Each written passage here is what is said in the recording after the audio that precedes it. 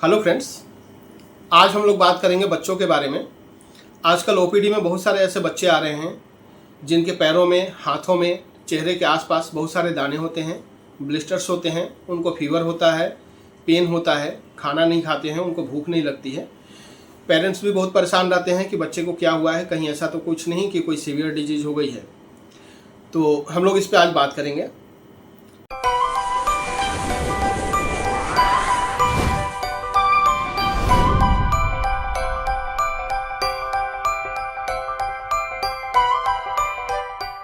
तो शुरू करते हैं हम लोग आज का अपना टॉपिक।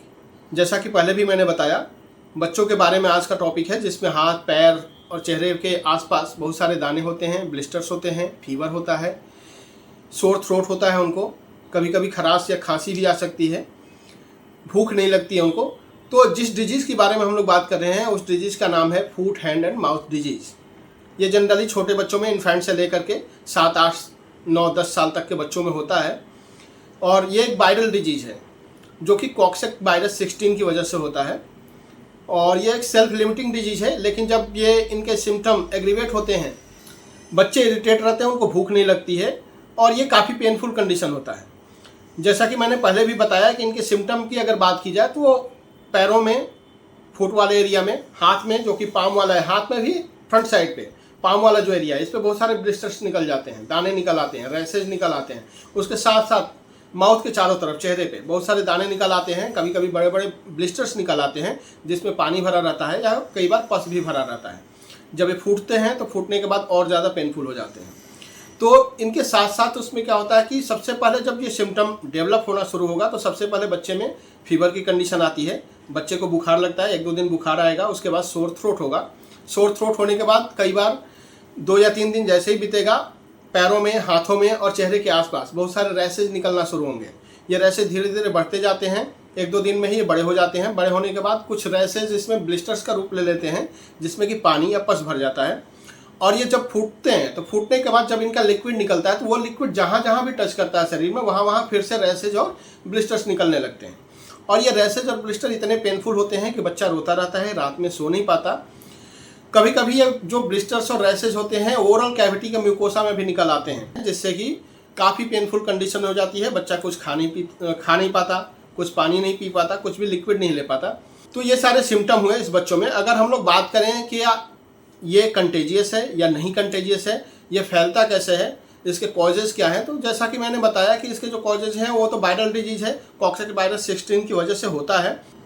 तो ये जो डिजीज़ है वो कम्युनिकेबल डिजीज़ है और काफ़ी कंटेजियस होता है, एक बच्चे से दूसरे बच्चे में होता है। जहाँ तक इनके कंटामिनेशन की बात है तो ये जो कंटामिनेशन होता है नोज सिक्रीशन से, सलाइवा सिक्रीशन से, उसके साथ साथ जो ड्रॉपलेट्स निकलते हैं रेस्पिरेटरी ऑर्गन्स के थ्रू या खांसने से, छींकने से, तो उसकी वजह से, या जो इनके ब्लिस्टर्स होते हैं उसके जो फ्लूइड होते हैं, ब्लिस्टर्स अगर फूट गया उसका फ्लूइड जहाँ जहाँ भी लगेगा, अगर कोई दूसरा बच्चा वहाँ पे टच करता है तो उसकी वजह से उसमें भी ये इन्फेक्शन फैलने के चांसेस होते हैं। ये सारे जो तरीके हुए इनके कंटामिनेशन के हुए। अगर इनके सिम्टम की बात करें तो सिम्टम के बात हम लोग पहले कर चुके हैं, जिसमें कि फीवर आता है, रैसेज निकलते हैं, रैसेज निकलने के बाद बहुत सारे ब्लिस्टर्स हो जाते हैं, ब्लिस्टर होने के बाद ये काफ़ी पेनफुल कंडीशन होती है। हाथ में, पैर में, माउथ में, ओरल कैविटी में ब्लिस्टर्स हो जाते हैं, बच्चा खाना छोड़ देता है, पानी पीना छोड़ देता है, कोई लिक्विड डाइट नहीं ले पाता, दूध नहीं पीता, रात में रोता रहता है पेन की वजह से, सोना छोड़ देता है। ये सारे तो इसके सिम्टम हो गए। अगर हम लोग बात करें इसके बचाव की, तो अगर बचाव की बात करें तो जैसा कि हम लोग पहले ही जान चुके हैं कि ये जो है ये काफ़ी कंटेजियस डिजीज़ है और वायरल डिजीज़ है। Viral disease generally self limiting होते हैं और उसमें सबसे अच्छा तरीका होता है साफ़ सफाई का। तो इसमें सैनिटाइजेशन मेंटेन करना होता है, बच्चे को साफ़ सफाई से रखना होता है, बच्चे को रोज़ नहलाना होता है, नहलाने के बाद साफ़ कपड़े पहनाने होते हैं, पुराने कपड़े को हटाना होता है। जब भी पुराना कपड़ा आप साफ़ करें तो उसको डिटॉल लिक्विड में उसमें सोख करके फिर उसको धूप में फैलाएं। धूप में फैलाने के बाद उसको प्रेस करें। प्रेस करने के बाद नॉर्मल टेम्परेचर में आने के बाद फिर बच्चे को आप उस कपड़े को पहना सकते हैं। उसके साथ साथ जिस बिस्तर पर बच्चा सोता है उस बिस्तर पर साफ़ सफाई होनी चाहिए, उसका बेडशीट रोज़ साफ़ होना चाहिए, आसपास गंदगी नहीं होनी चाहिए, कोई दूसरे बच्चे को आसपास न जाने दें, क्योंकि पहला बच्चा अगर कंटामिनेशन है उसमें तो उसकी वजह से दूसरे बच्चे में फैलने के चांसेस होते हैं। तो अदर जो बच्चे हैं घर में उनको उससे दूर रखें ताकि ये स्प्रेड ना हो।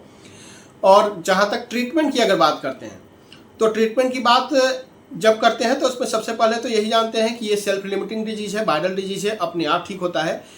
जहाँ तक ट्रीटमेंट की बात है तो ट्रीटमेंट जो होता है वो सिम्टोमेटिक ट्रीटमेंट देते हैं। बच्चों में पेनफुल कंडीशन होता है, फीवर होता है, सोर थ्रोट होता है, उनको कभी कभी खांसी भी आ सकती है। तो इन सब कंडीशन में जो सिम्टोमेटिक ट्रीटमेंट है वही हम लोग देते हैं। अगर फीवर है बच्चों को तो पैरासीटामोल सिरप दे सकते हैं।